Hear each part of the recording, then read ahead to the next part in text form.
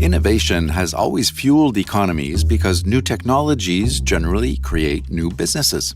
But most of today's innovators emerge from a very specific demographic. They tend to be men, white, from rich families. In fact, if you are from a family in the top 1% of the income distribution, it's 10 times more likely that you will one day get a patent compared to someone who comes from a family below the median of the income distribution. I am Xavier Jaravel. I am a professor of economics at the London School of Economics, doing research on innovation, inflation, inequality, and other topics. Jaravel's research examines how this innovation elitism holds our economies back and how diversifying the pool of innovators could share the benefits more broadly. So we would have more product variety for women. We would have more product variety for low-income people as well. And so then you also have this democratizing force downstream for the employees and the customers of the firm. Xavier Jaravel's article on innovation appears in the March edition of Finance and Development magazine. Journalist Rhoda Metcalf sat down with him to talk about his research. So in your work, you talk a lot about this idea of lost Einsteins and lost Marie Curies. Can you explain what you mean by that? Right, so it's really a simple idea. It's that we massively underuse talent that could be devoted to advancing innovation and science. So many people would have the drive, the talent to work on innovation as entrepreneurs, as patent inventors, as engineers, right. But they don't do it for a variety of reasons. And from recent research, we see that really the lost talent is massive, both nationally within countries like the US, UK, France, Nordic countries, but also internationally with even more lost talent from the South. Are there economic consequences to this innovation loss? So there are indeed very large economic consequences. And my main message is that what we lose here in terms of GDP is much bigger than probably anything else you've seen when you've thought about innovation policy. We probably lose about 1 percentage point of economic growth every year because of the underused talent. So that means we could grow at 3% a year instead of 2% a year. Okay. One aspect of this issue that I think is particularly interesting is the idea that if innovation was more diverse, was occurring in a more varied population, that it would also change the kind of innovations that emerge. That's right. That's what we've seen. And by kinds of innovations, we mean the kinds of products that people create. Right. And so this has many consequences, and there are different historical examples. One I like that's a bit tragic, but that's telling, is the inventor of the reading system for the blind, Braille. Yeah, so it was Louis Braille was a young French child actually when he lost his eyesight in an accident in his father's office. He was only 3 years old, and then later he worked on this, refined an existing system. And so we see that it's a tragic example of someone encountering a problem in their lives and then solving it to some extent. And we see many other examples of this in modern data as well. So what you're talking about is somebody who is essentially disabled, and because they understand this disability, they innovate for other disabled people. Right. And then there would be other examples where it's just problems that you encountered in your life that you feel well-equipped to solve or intrinsically motivated to solve. Okay. So it turns out that women are much more likely to be intrinsically motivated to work on the green transition. So environmental issues. Environmental issues, it's women are 3 times more likely than they work on these questions compared to men. It's also true for health issues. And so changing the set of people who are active as engineers, scientists, entrepreneurs will also change the types of products, the types of societal goals we're trying to achieve by innovating. And part of your research has looked at how women are much less likely to innovate than men are. I mean, how much less likely? This changes a bit over time. So in the 1950s, if you look at patent data, you have about something like 7% of patent inventors are women. Right. In 2014, you look at everyone in the economy, about 12% of these patents are for women. In the whole world, or? In the US, that's for the US. And you also have huge gaps by parent income, by race, and by geography. So just going back to women for a moment, Yeah. I think in the paper, there's some kind of statistic around how much productivity would be boosted if women were inventing at the same rate as men.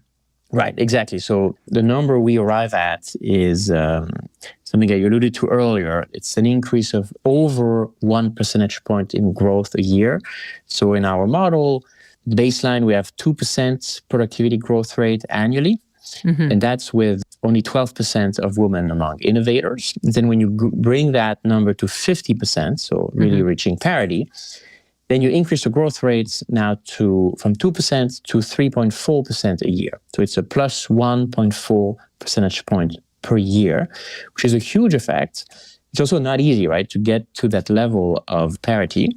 Sure. You might think, that seems maybe too large. So we have a variety of statistical analysis in the paper that look at different types of technologies where historically women have become a larger part of the workforce of innovators. For example, in chemistry, you have more representation of women. And you in fact see that in these fields, it has indeed increased the overall flows of innovation over time. And so it's not like women just replace men one for one.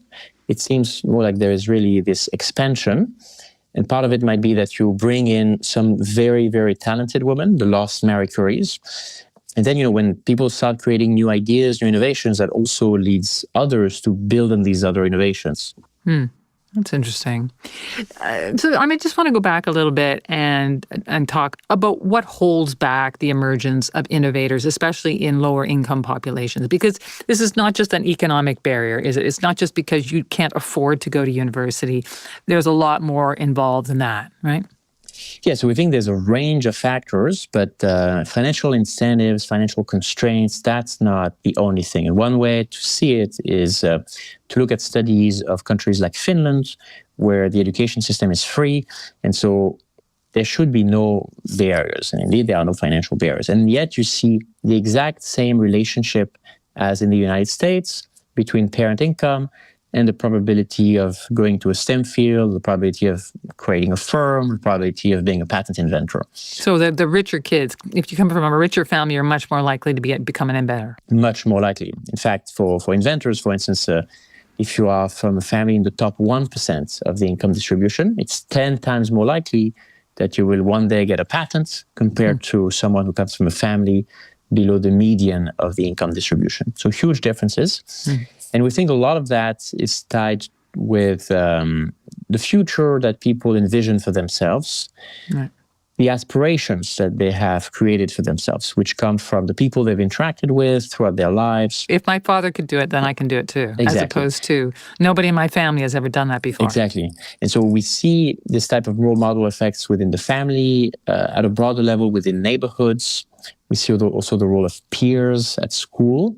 And so all of that then can be very important for finding policy approaches to counteract these things and help people discover different occupations, basically imagine different futures for themselves. And I think the good news is that in some cases they can change because public policies try to address these very issues. And so there's encouraging randomized experiments where we introduce role models in schools, and that drastically changes the types of education that people then decide to pursue. So where have those kinds of projects occurred? Where have you seen that? So we've seen that in the US and also in France. So the French case, for instance, looks at high school students. Right. And so there was this interesting experiment where female scientists were brought to randomly selected classes to visit. And so they saw a range of high school students, and they talked about their lives, their education, their job, and they were working in data analytics or product creation, different sorts of things. Right.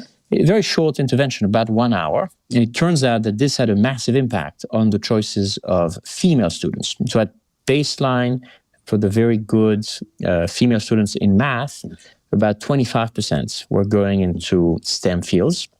For boys with the same type of math results, It was much higher, 40%. Right. So big gap, 25% versus 40%. That gap is almost entirely closed after this 1 hour or so presentation by a female scientist. Wow. This comes with caveats, which is that the female scientist has to talk about her career, but not be too transparent about the difficulties that she may have encountered as a woman in Got to sugarcoat it a little bit. Right. The effect was much stronger with a bit less transparency.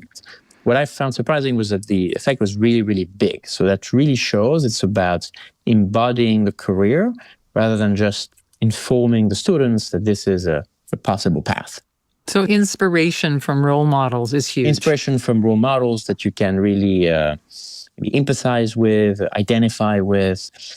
And in the US, there's been a relatively similar study, but for superstars in math. So they look at high school students who take some of the hardest math competition in the country, and they find that at baseline, girls, even how they're very, very good, and even them are not so likely to pursue in STEM fields later on at university.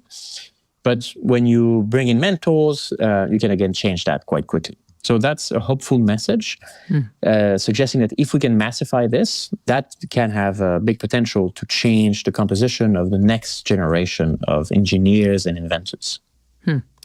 I would have imagined that today, because of the internet, because of apps, for example, that this would have opened up the possibility of a lot more innovation, all over the world in a way that would not have been so easy, perhaps even 30 years ago, where everything is much more mechanical.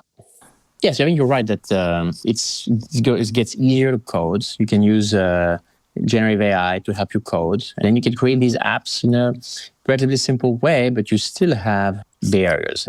For instance, we do have information on phone applications, so we can see all the founders, and you still see very big disparities, including by gender.